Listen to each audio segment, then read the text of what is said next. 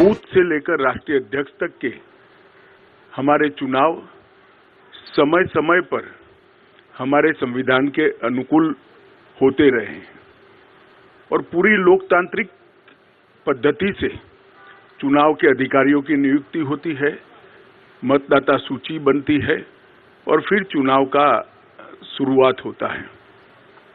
Booth के बाद मंडल का, मंडल के बाद जिले का, जिले के बाद प्रदेश का और प्रदेश के बाद राष्ट्रीय अध्यक्ष जी का चुनाव और कार्य समिति का चुनाव होता है। परंतु ये वर्ष सदस्यता अभियान का भी वर्ष है और हर साल हम चुनाव के पहले नई सदस्यता करते हैं। हमारी सदस्यता का कार्यकाल 6 साल का होता है। 6 साल जब समाप्त होते हैं तब पूरी सदस्यता नए सिरे से होती है और जब 6 साल नहीं होते हैं तब इसमें सदस्यों की बढ़ोतरी के साथ बूथ को, मंडल को और जिले को वैधानिक मान्यता मिलती है। कोविड की महामारी के कारण ये सदस्यता का हमारा अभियान समय पर हो नहीं पाया और जब सदस्यता नहीं होती है, बूथ से राष्ट्रीय अध्यक्ष तक के बाकी के चुनाव नहीं होते हैं, तब राष्ट्रीय अध्यक्ष चुनना संवैधानिक रूप से संभव ही नहीं है। कई बार भूतकाल में भी इस प्रकार के अलग अलग मौकों के कारण राष्ट्रीय अध्यक्ष के कार्यकाल को एक्सटेंशन दिया गया। इसी परंपरा का अनुसरण करते हुए श्री जगत प्रकाश नड्डा जी को राष्ट्रीय कार्यकारिणी ने आज सर्वानुमत प्रस्ताव किया है। श्री राजनाथ सिंह जी ने इस प्रस्ताव को रखा और सभी भारतीय जनता पार्टी के सदस्यों ने इसको हर्ष ध्वनि के साथ सर्वानुमत से स्वीकार किया है कि जगत प्रकाश नड्डा जी को जून 2024 तक भारतीय जनता पार्टी के अध्यक्ष के रूप में इनके कार्यकाल को बढ़ोतरी की जाए। नड्डा जी 20 जनवरी 2020 को राष्ट्रीय अध्यक्ष बने। अध्यक्ष बनने के बाद इस सदी की सबसे बड़ी महामारी, वैसे देखें तो 20वीं सदी की भी सबसे बड़ी महामारी कोविड का सामना पूरे देश को करना पड़ा। क्योंकि देश की कई राज्य सरकारें और केंद्र में भारतीय जनता पार्टी की सरकार होने के कारण स्वाभाविक रूप से इस महामारी का सामना करने में भारतीय जनता पार्टी के संगठन की भूमिका बहुत अहम हो जाती है। नड्डा जी के नेतृत्व में भारतीय जनता पार्टी का पूरा संगठन बूथ से लेकर राष्ट्रीय स्तर पर सेवा ही संगठन है, इस मंत्र के साथ काम में जुटा।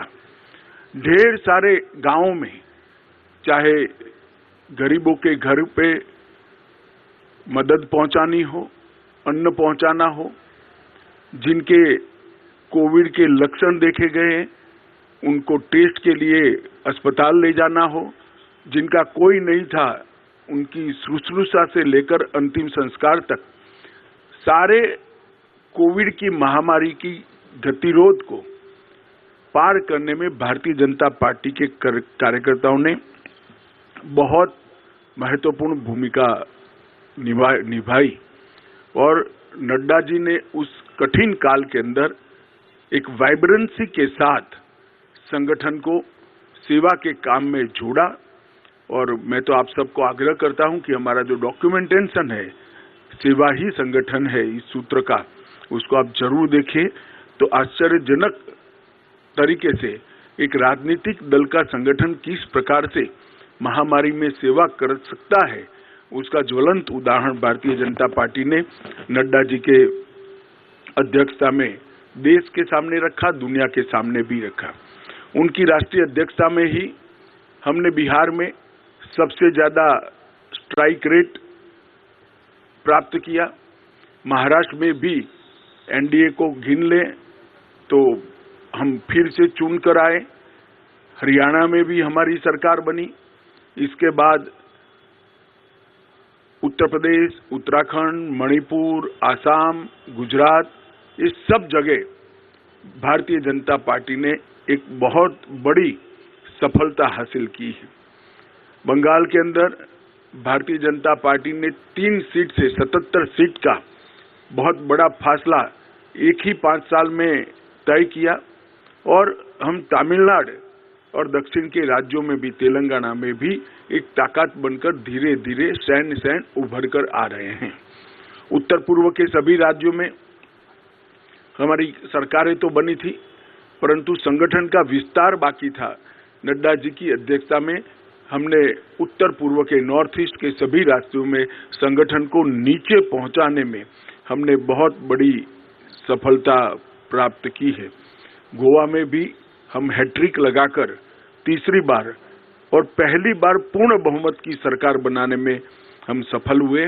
जैसा आप सब जानते हैं, गुजरात के अंदर 156 सीटों के साथ गुजरात ने चुनाव के सभी रिकॉर्ड तोड़ते हुए 53% मत और 156 सीटों के साथ हमने प्रचंड विजय हासिल किया। मोदी जी का जो करिश्माई नेतृत्व है, जो लोकप्रियता है, वो लोकप्रियता को मत में परिवर्तित करने में और मत को मतदान मथक तक पहुंचाने में नड्डा जी का नेतृत्व में संगठन का बहुत बड़ा योगदान रहा है। मोदी जी की लोकप्रियता को पूरे देश भर के अंदर इसको आधार बनाकर भारतीय जनता पार्टी के काम को विस्तार करने में भी उनका बहुत बड़ा योगदान रहा है। सरकार की योजनाओं और सरकार के कार्यक्रम और विशेषकर किसान कल्याण के कार्यक्रमों को हर किसान तक, हर जन जन तक पहुंचाने में श्री नड्डा जी ने बहुत महत्वपूर्ण भूमिका निभाई है। उनके कार्यकाल में 120 से ज्यादा विधानसभाओं के चुनाव हुए हैं। इसमें से 73 विधानसभा के चुनाव में भारतीय जनता पार्टी की जीत हुई है। तेलंगाना, बंगाल में एक शानदार माहौल खड़ा करने में भी हमें बहुत सफलता प्राप्त हुई है। जम्मू कश्मीर में बीडीसी के इलेक्शन हो या देश भर में हुए स्थानीय इकाई के चुनाव हो, सब में भारतीय जनता पार्टी ने यश प्राप्त किया है। उनके नेतृत्व में बूथ सशक्तिकरण अभियान के तहत 1,30,000 बूथों को मजबूत करने का भी काम किया गया। लोकसभा प्रवास योजना बनाकर हर कार्यकर्ता को लोकसभा प्रवास योजना के अंदर जोड़ा। हर घर तिरंगा को भारतीय जनता पार्टी के हर कार्यकर्ता ने जन जन तक पहुंचाने के साथ ही राष्ट्रभक्ति को और तिरंगा के सम्मान को हर जन के मन में पुनः जागृत करने में बहुत बड़ी भूमिका निभाई है। सेवा ही संगठन और मोदी जी के जन्मदिन को जोड़कर सेवा का पखवाड़ा, ये दोनों कार्यक्रम, सेवा ही संगठन ये कोविड के वक्त कार्यक्रम लिया गया और सेवा पखवाड़ा निरंतर भारतीय जनता पार्टी मनाती है, उनको नीचे तक पहुंचाने में बहुत बड़ी कामयाबी नड्डा जी के नेतृत्व में हुई है। मन की बात को भी जन का कार्यक्रम बनाने में भारतीय जनता पार्टी के संगठन ने बूथ स्तर पर मन की बात को सुनने का जो कार्यक्रम बनाया, इसको हम नीचे ले गए हैं और देश भर में एक विजय संकल्प सभाएं और अपना बूथ सबसे मजबूत, ये 2 अभियान हमेशा के लिए भारतीय जनता पार्टी के इतिहास में नड्डा जी की भारतीय जनता पार्टी को देन के रूप में जाने जाएंगे। मुझे विश्वास है कि मोदी जी के नेतृत्व में, नड्डा जी के संगठनात्मक नेतृत्व में 19 से भी ज्यादा बड़े बहुमत के साथ भारतीय जनता पार्टी चुन कर आएगी और मोदी जी फिर से इस देश के प्रधानमंत्री बनकर इस देश का नेतृत्व करेंगे। इसका हम सबको भरोसा है। मैं समग्र पार्टी की ओर से श्रीमान नड्डा जी को हृदय पूर्वक बहुत बहुत बधाई और शुभकामनाएं देता हूं। हम सबकी अनंत शुभकामनाएं श्री नड्डा जी के साथ है। उनके नेतृत्व में पार्टी ने अपना पैंट भी बढ़ाया है, प्रसार भी बढ़ाया है और यश भी प्राप्त किया है। ये तीनों क्षेत्र में नड्डा जी के योगदान को पार्टी आज इसकी अनुमोदना भी करती है और उसको स्वीकारते हुए इनके कार्यकाल को जून 2024 तक बढ़ाती है। धन्यवाद।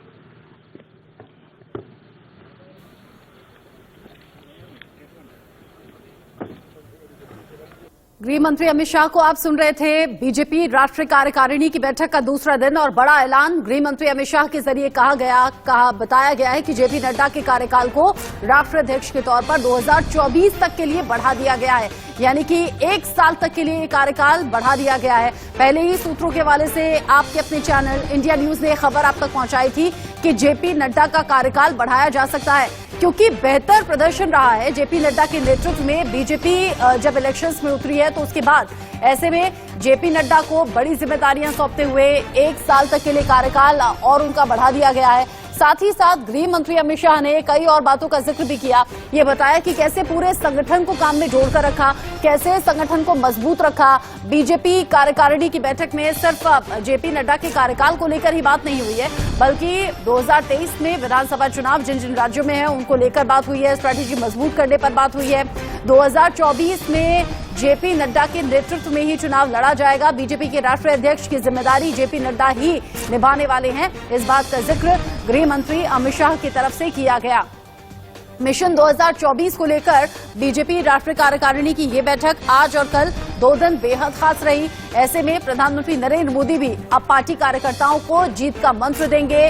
देश के अलग अलग हिस्सों से बीजेपी के बड़े चेहरे पहुंचे हुए हैं, बीजेपी शासित राज्यों के मुख्यमंत्री पहुंचे हुए हैं, मंत्री पहुंचे हुए हैं। ऐसे में जो चेहरे हैं करीब 350 के आसपास ये आंकड़ा है जिन्हें प्रधानमंत्री नरेंद्र मोदी जीत का मंत्र देने वाले हैं। आज दूसरा और आखिरी दिन है बीजेपी राष्ट्रीय कार्यकारिणी की इस बैठक का, जिसमें बड़े फैसले लिए गए हैं और साथ ही साथ फोकस रहेगा उन कमजोर बूथ्स पर जहां जहां बीजेपी की पकड़ मजबूत नहीं है, वहां कैसे काम किया जाए, वहां कैसे पार्टी कार्यकर्ताओं को और शिद्दत के साथ मेहनत करनी है। कमजोर बूथ्स को मजबूत करना है, संगठन में कुछ परिवर्तन हो सकते हैं जरूरत के हिसाब से अलग अलग क्षेत्रों में। ऐसे में 9 राज्यों में जहां विधानसभा चुनाव 2023 में होने हैं उसको लेकर कमर कसने की बात बीजेपी नेताओं को कही गई है और इस मीटिंग में 2 दिन यही मंथन हुआ है। जहां जहां बीजेपी का बेहतर प्रदर्शन रहा वहां वहां भी जनता के टच में रहना है, लेकिन जहां जहां प्रदर्शन बेहतर नहीं रहा है वहां वहां कैसे ग्राउंड पर जाकर काम करना है, कैसे लोगों के बीच जाकर बताना है कि केंद्र की या फिर राज्यों की योजनाएं किस तरीके से आम लोगों के लिए फायदेमंद साबित होती हैं, कैसे उनके लिए हित में काम करती हैं। ऐसे में गृह मंत्री अमित शाह ने बड़ा ऐलान कर दिया है। बीजेपी का मिशन 2024 जो कि तय कर दिया गया है और अब थोड़ी ही देर बाद प्रधानमंत्री नरेंद्र मोदी भी संबोधन देंगे। बीजेपी नेताओं के नाम ये संबोधन रहेगा। अच्छा प्रदर्शन अब तक रहा है उसके लिए रिवॉर्ड मिलता भी है।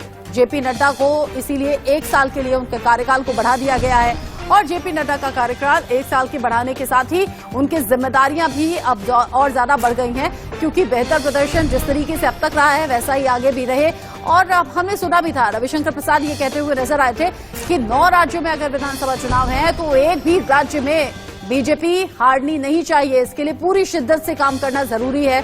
संगठन में अगर तालमेल की कमी है, अगर कहीं भी कोई कमी है तो उसे पूरा किया जाएगा। जरूरी अगर बदलाव हैं तो उन्हें भी परिवर्तित किया जाएगा, लेकिन साथ ही साथ बेहतर तालमेल के साथ ही विकास के पथ पर आगे बढ़ना है। बीजेपी कार्यकारिणी की बैठक में बड़े फैसले हुए हैं और उनमें जो सबसे बड़ा फैसला बीजेपी के राष्ट्रीय अध्यक्ष को लेकर है वो ये कि जेपी नड्डा का कार्यकाल 1 साल के लिए बढ़ाया गया है। अब जो 2024 लोकसभा चुनाव है वो जेपी नड्डा के नेतृत्व में ही लड़ा जाएगा।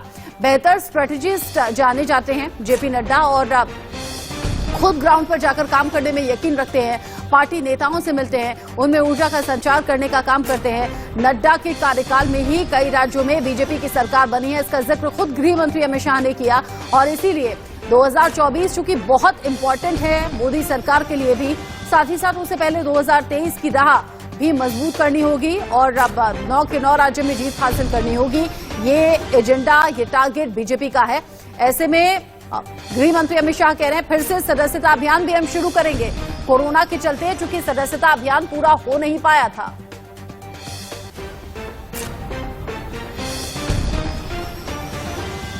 अजीत श्रीवास्तव हमारे साथ जुड़ गए हैं इस खबर को लेकर ज्यादा अपडेट के साथ। अजीत, आईटीवी नेटवर्क की खबर पर मोहर लग गई है। जेपी नड्डा का कार्यकाल 1 साल के लिए, यानी कि 2024 में जो चुनाव है वो जेपी नड्डा के नेतृत्व में ही लड़ा जाएगा।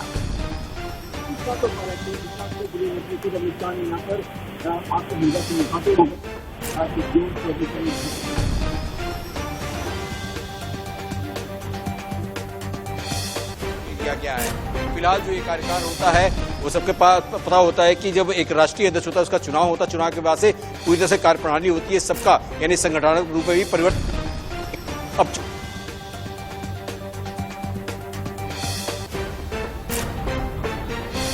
नेटवर्क पे शायद थोड़ा इशू है, अजीत तक आवाज हमारी भी नहीं पहुंच पाई और अजीत की आवाज भी ठीक तरीके से हम तक पहुंच नहीं पा रही है। इस नेटवर्क इशू को थोड़ा सा ठीक करने की कोशिश करेंगे, लेकिन जो खबर है इस वक्त की वो सबसे बड़ी बीजेपी के लिहाज से, आने वाले चुनावों के लिहाज से बड़ी है और एक बार फिर से आईटीवी नेटवर्क की खबर पर मोहर लग गई है।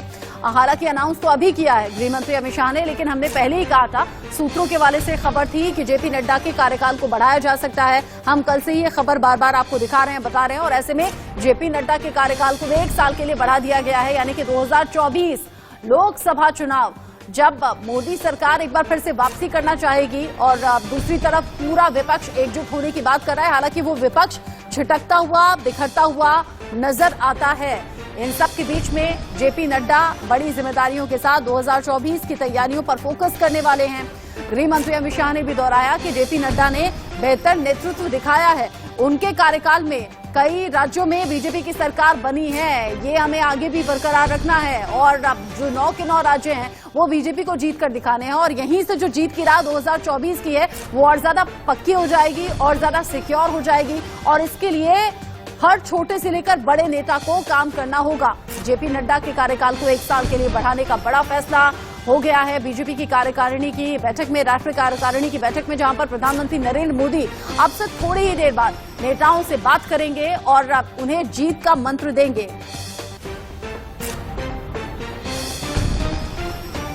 जैसे ही अजीत हमारे साथ जुड़ेंगे उनसे हम बात करेंगे। अजीत के पास कुछ और अपडेट्स भी हैं और अजीत हमें बताएंगे कि जेपी नड्डा के कार्यकाल बढ़ाने के साथ साथ और क्या कुछ पार्टी कार्यकर्ताओं को कहा गया है, क्योंकि बीजेपी शासित राज्यों के मुख्यमंत्री भी इस बैठक का हिस्सा रहे और ऐसे में जिन जिन राज्यों में बीजेपी का बेहतर प्रदर्शन रहा वहां के लिए तो रिवॉर्ड है, वहां के लिए तो शाबाशी है, आगे भी वैसा करना है। लेकिन जहां जहां बीजेपी चूक गई, जहां जहां कमजोर पकड़ रही, वहां कैसे इस पकड़ को मजबूत करना है, इसको लेकर भी चर्चा मंथन इस बैठक में हुई है। 2 दिन इसीलिए दिल्ली में नेताओं का जुटना था। देश के अलग अलग हिस्सों से करीब 350 नेता यहां पर जुटे हुए थे, जिसमें बीजेपी शासित राज्यों के मुख्यमंत्री खुद मौजूद थे। अब हम जानते हैं कि 2023 में विधानसभा चुनाव जो होने हैं, अलग अलग पार्टियों का अपना अपना तरीके से पकड़ बनाने की कोशिश भी है, अपनी जड़ों को मजबूत करने की कोशिश भी है, जिसमें बीजेपी जो कि जानी भी जाती है चुनावों की तैयारी के लिए, जो करीब करीब साल भर पहले से भूमिका तैयार करने लगती है, माहौल बनाने लगती है, लोगों के बीच जाती है, क्योंकि प्रचार प्रसार भी जरूरी है। ये बताना भी जरूरी है कि जो योजनाएं लोगों के लिए बनाई गई हैं उनका लाभ उन्हें कैसे मिल रहा है। इसीलिए ये कोशिश की जा रही है और यही निर्देश भी दिए गए हैं लोगों के बीच जाने के, लोगों के बीच जाकर ये बताने के कि केंद्रीय योजनाएं कौन सी हैं, राज्य सरकार की योजनाएं कौन सी हैं, अगर हम अभी सत्ता में नहीं है तो आने वाले वक्त में क्या योजनाएं लाई जाएंगी जिनसे आपकी जिंदगी बेहतर हो सकती है, बदल सकती है। ये वो तमाम बातें हैं जो नेताओं को बताई गई हैं आने वाले चुनाव के लिहाज से। अजीत श्रीवास्तव जुड़ गए हमारे साथ। अजीत, जेपी नड्डा के कार्यकाल को बढ़ाने का फैसला हो गया है। आईटीवी नेटवर्क ने पहले ही ये खबर दर्शकों को दे दी थी।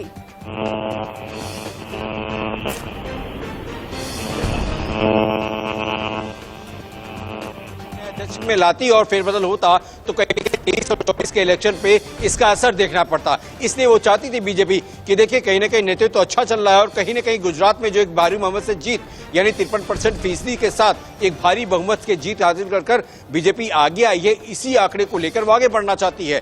खुद गृह मंत्री अमित शाह ने यहाँ पर आकर तमाम तारीफों के फुल बांधते हुए जेपी नड्डा के बारे में उन्हें साफ तौर पर कहा कि कैसे उन्होंने निकाय चुनाव हो या फिर विधानसभा चुनाव हो या ऐसी जगह जहां पर हम जीरो थे, लेकिन वहां पर भी हम आज बढ़कर एक मजबूत स्थिति में आ गए हैं। तो ये सब संगठनात्मक रूप पर काम करते हुए जेपी नड्डा ने अच्छा प्रदर्शन किया है। और कहीं ना कहीं जब राजनाथ सिंह ने आज कार्यकारिणी में जब प्रस्ताव रखने के बाद से सर्वसम्मति से उसे पास किया गया, उसी पास करने के बाद से अमित शाह ने यहां पर आकर मीडिया से मुखातिब होकर कहा कि कहीं ना कहीं जेपी नड्डा का कार्यकाल अब 2024 तक एक्सटेंशन दिया जाता है, क्योंकि आने वाले भविष्य में इलेक्शन चुनाव हैं और ऐसे में नहीं बीजेपी चाहती कोई रिस्क ले। और कहीं ना कहीं ये भी अमित शाह ने इशारों में बता दिया कि 2024 के चुनाव में हम 2019 से ज्यादा बढ़त के साथ जीत हासिल करेंगे और वो भी नेतृत्व रहेगा नरेंद्र मोदी का जो पीएम है, और कहीं न कहीं अध्यक्ष के तौर पर जेपी नड्डा होंगे। तो अब साफ तौर पर है कि जेपी नड्डा और मोदी का ये पूरी तरह से हम कहते पैरेलल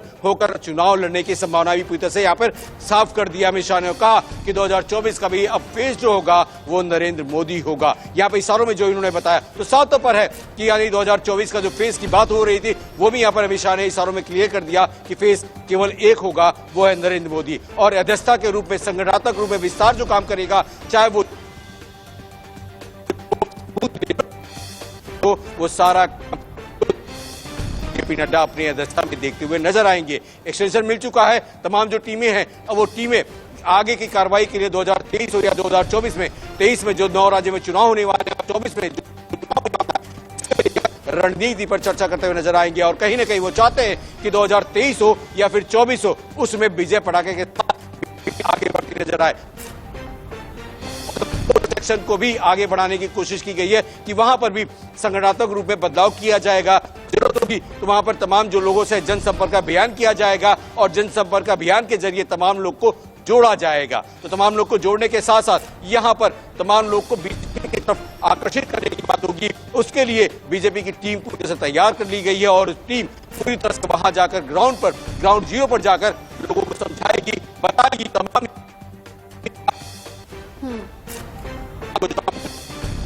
पहुंचाने का काम भी करेगी। कम से कम जो लोग अभी भी कुछ चीजों को लेकर अछूते हैं, जिन्हें नॉलेज नहीं है, वो नॉलेज वहां तक पहुंच सके। इनकी अभी भी पिछड़ा है बीजेपी। अजीत, थोड़ा सा आपकी वॉइस क्रैक हो रही है, थोड़ा आवाज कट रही है, इसे हम ठीक करने की कोशिश करते हैं। कोरोना के चलते सदस्यता अभियान जो बीजेपी का चल रहा था वो बीच में ही रुक गया था, वो चल नहीं पाया था प्रॉपर। इसीलिए 2023 को देखते हुए, 2024 को देखते हुए फिर से बीजेपी सदस्यता अभियान चलाएगी, जिसमें ज्यादा से ज्यादा लोगों को जोड़ा जाएगा। जनसंपर्क अभियान के तहत लोगों तक पहुंचना, हर आखिरी गांव तक पहुंचना, हर आखिरी गली तक पहुंचना, ये एक उद्देश्य रहता है। और बीजेपी इस कोशिश में कई बार बेहतर प्रदर्शन भी उसके हाथ लगे हैं। इसीलिए बीजेपी राष्ट्रीय कार्यकारिणी की इस बैठक में बड़े फैसले लिए गए हैं। अजीत बता रहे हैं कि पार्टी नेताओं से कहा गया है कि आप ग्राउंड पर जाइए, आप लोगों से बात कीजिए, क्योंकि अगर लोग नहीं जानते हैं, नहीं समझते हैं, वो इन सब बातों से अनजान है कि उन्हें कौन सी योजना का लाभ मिल रहा है, कौन सी योजना का लाभ नहीं मिल रहा है, कौन सी योजना वो पा सकते हैं लेकिन अज्ञानता के चलते या फिर अनअवेयर होने के बाद वो नहीं जान पा रहे हैं। ऐसी तमाम वो बातें हैं। अजीत हमारे साथ जुड़े हुए हैं, जो कि लगातार अपडेट हम तक पहुंचा रहे हैं। अजीत, पीएम कितनी देर में बोलेंगे? देखिए सब कहते कुछ ही देर बाद पीएम का भी संबोधन शुरू होगा, क्योंकि जब राष्ट्रीय अध्यक्ष की बात कंप्लीट हो गई तो बस हम कहते हैं 5 से 10 मिनट के बाद से ही पीएम का उद्घोषण शुरू होगा। और तकरीबन माना जा रहा है कि 4 बजे वो पीएम बोलना शुरू करेंगे।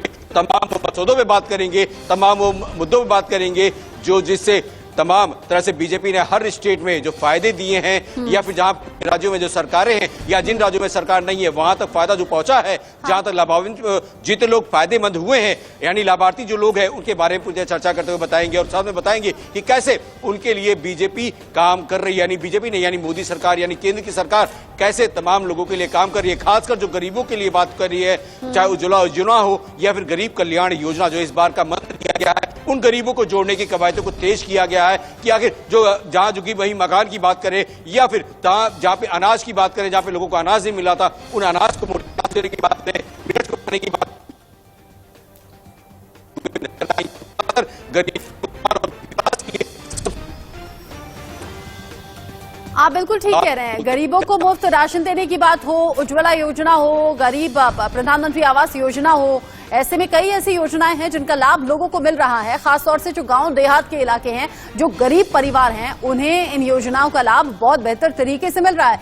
अजीत बता रहे हैं कि गृह मंत्री अमित शाह के बोलने के 5 से 10 मिनट बाद ही प्रधानमंत्री बोलेंगे और अब पहले दोपहर 3 बजे का वक्त था, हालांकि अब तो 4:15 बजे से ज्यादा, इनफैक्ट 4:15 बज चुके हैं और अब बस चंद मिनट का इंतजार और करना होगा जब प्रधानमंत्री नरेंद्र मोदी बोलना शुरू करेंगे, बीजेपी नेताओं को जीत का मंत्र देंगे और यह जीत का मंत्र होगा 2023 के लिहाज से भी खास, लेकिन जो फोकस है वो 2024 पर सबसे ज्यादा है।